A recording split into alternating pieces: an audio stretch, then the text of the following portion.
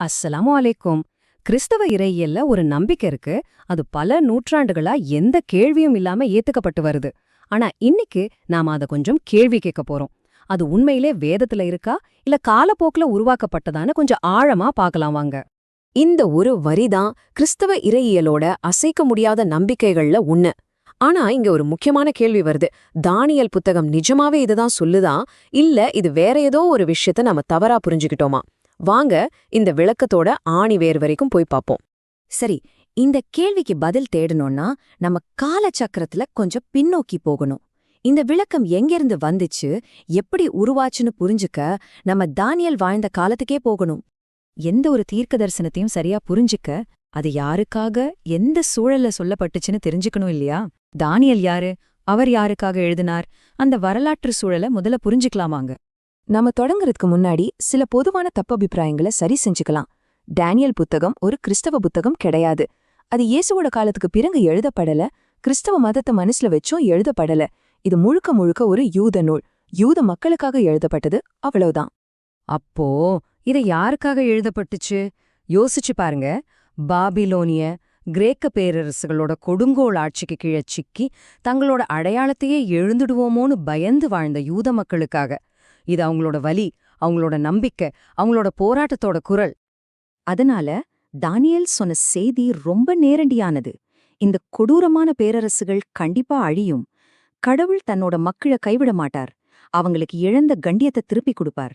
பாத்தீங்களா, இது ஒரு அரசியல் விடுதலைக்கான செய்தி, ஒரு தனிப்பட்ட மீட்பரை பத்தின தீர்க்க தரிசனம் இல்ல.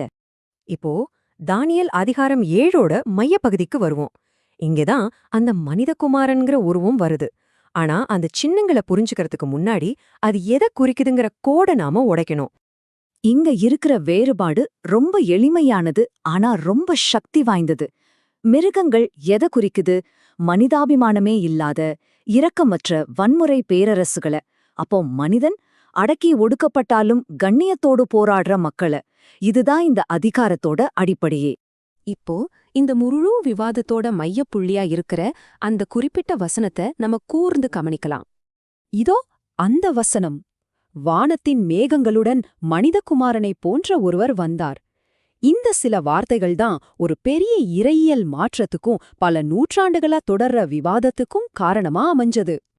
இந்த வசனத்தை படிச்சதும் பலரோட மனசுல வர்ற முதல் எண்ணம், ஆஹா, இது இயேசு, இது அவரோட 2வது வருகை, இதுதான். ஆனா நாம் ஒரு முக்கியமான கேள்வியை கேட்டணும். தானியல் புத்தகத்தோட ஒரிஜினல் சூழல் இதை உண்மையிலே ஆதரிக்குதா? பாருங்க, ஒரே ஒரு வசனத்தை மட்டும் தனியா எடுத்து பாக்குறது ரொம்ப பெரிய தப்பு. அந்த அதிகாரமே அதுல இருக்கிற சின்னங்களுக்கு விளக்கம் கொடுக்குது. மனிதகுமாரன் யாருன்னு தெரிஞ்சுக்க நாம அந்த அதிகாரத்தை தொடர்ந்து படிக்கணும், அவ்வளவுதான். இதோ முதல் க்ளூ. வசனம் 18ல ராஜ்யத்தை யார் வாங்குறாங்க? ஒரு தனி நபரா? இல்ல, உன்னதமானவரின் பரிசுத்தவான்கள்னு ரொம்ப தெளிவா சொல்லியிருக்கு. இது ஒரு தனி நபரை குறிக்கல, ஒரு கூட்டத்தையே குறிக்குது. இன்னும் உங்களுக்கு சந்தேகம் இருந்தா வசனம் 27ஐ பாருங்க. அது இன்னும் தெளிவா சொல்லுது. ராஜ்யம் உன்னதமானவரின் பரிசுத்தவான்களின் மக்களுக்கு கொடுக்கப்படும். ஒரு தனி நபருக்கு இல்ல, ஒரு மக்கள் கூட்டத்துக்கு. இப்ப நீங்களே சொல்லுங்க, வேதம் ஒரு தனிப்பட்ட மீட்பரை பத்தி பேசுதா, இல்ல ஒரு முழு சமூகத்தோட விடுதலைய பத்தி பேசுதா? பதில் ரொம்பவே தெளிவா இருக்கு. இதுதான் முக்கியமான வித்தியாசம். கிறிஸ்தவ விளக்கம் ஒரு தனி நபர, ஒரு ராஜாவை முன்னிறுத்துது. ஆனா தானியலோட சொந்த விளக்கமோ ஒரு சமூகத்தோட கூட்ட வெற்றிய பத்தி பேசுது. சரி, ஒரு சமூகத்தை குறிச்ச சின்னம் எப்படி ஒரு தனிப்பட்ட மீட்பரா மாறுச்சு? இந்த இறையியல் திருத்தம் எப்படி படிப்படியா நடந்துச்சுன்னு பார்க்கலாம். இந்த மாற்றம் ஒரே நாள்ல நடக்கல. முதல்ல அந்த வசனத்தோட கூட்டர்த்தத்தை நீக்குனாங்க. அப்புறம் அந்த சின்னத்தை ஒரு தனி நபரா மாத்துனாங்க. கடைசியா அதோட அரசியல் விடுதலைங்கிற செய்திய அழிச்சிட்டு ஒரு தெய்வீக மீட்பர் கதைய உள்ள புகுத்துனாங்க. இது வேதத்துக்கு விளக்கம் கொடுக்கறதல்ல, இது வேதத்தையே மாத்தி எழுதுறது. இந்த மாற்றத்துல வெளிப்படுத்தின விசேஷம் புத்தகத்துக்கு ஒரு முக்கிய பங்கு இருக்கு. அது தானியலோட சின்னங்களை, அதாவது அந்த மிருகங்கள், தரிசனங்கள் எல்லாத்தையும் எடுத்து அதை இயேசுவோட இணைச்சது. இப்படித்தான் ஒடுக்கப்பட்ட ஒரு சமூகத்தோட விடுதலை கதை ஒரு தனி நபரோட பிரபஞ்ச வெற்றி கதையா மாற்றப்பட்டது. சரி, இந்த விளக்கம் ஏன் இவ்ளோ முக்கியம்? இது வெறும் இறையியல் விவாதம் மட்டும்தானா? இல்லவே இல்ல. இதுக்கு உண்மையான ரொம்ப ஆழமான வரலாற்று தாக்கங்கள் இருக்கு. யூதர்களை ஏன் இயேசுவ மெசியாவா ஏத்துக்கலன்னு நீங்க என்னைக்காவது யோசிச்சிருக்கீங்களா? அது பிடிவாதத்தால இல்ல, ஏன்னா தானியேல் வாக்குறுதி கொடுத்தது அரசியல் விடுதலைய, இந்த உலகத்துல நடக்க வேண்டிய நீதிய.